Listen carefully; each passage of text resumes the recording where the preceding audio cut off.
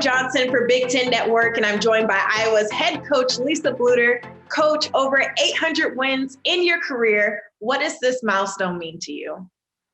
You know, people have asked me that, and it's just like it's one more win, like it's one more birthday, right? You know, it's like, yeah, it's just another day. But I do think like on birthdays, you have time to reflect. And I think on these century wins, you also have time to reflect. And what you reflect on mostly is just how fortunate you've been able to do what you love to do for so long. And also the people that you've been around, you know, whether it's your family that has supported you, whether it's your staff, like, you know, Jan Jensen and Jenny Fitzgerald have been with me. You know, we worked together for 30 years. Or, you know, all the players. I mean, so many great women have went through our program, and it just makes you think and reflect about how blessed you are to have spent that time with them. Absolutely. And what do you remember from your very first win? You know, my very first win, I was at St. Ambrose College, and we beat Clark College, and that's all I remember. I don't remember anything specific about the game. I just remember that we got the W. Take me back to when you knew you wanted to be a head coach and what the journey has been like to get to this point.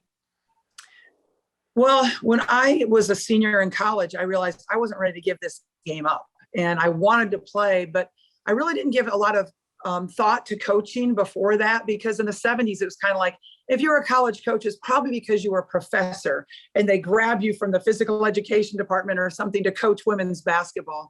So I was at the right place at the right time when I got my first job. St. Ambrose College was looking for a coach in mid-August with their season and their college, school year ready to begin in a week.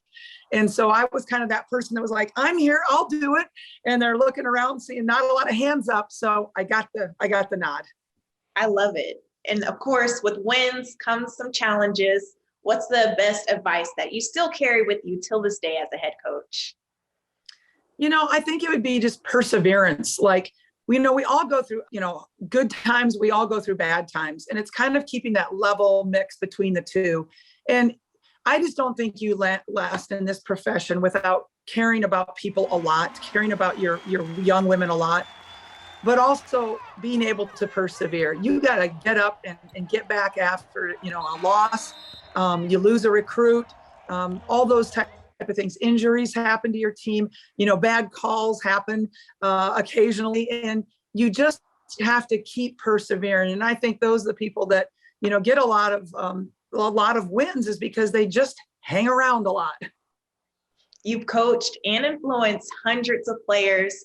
Can you hit on some of the greatest players who came across Iowa?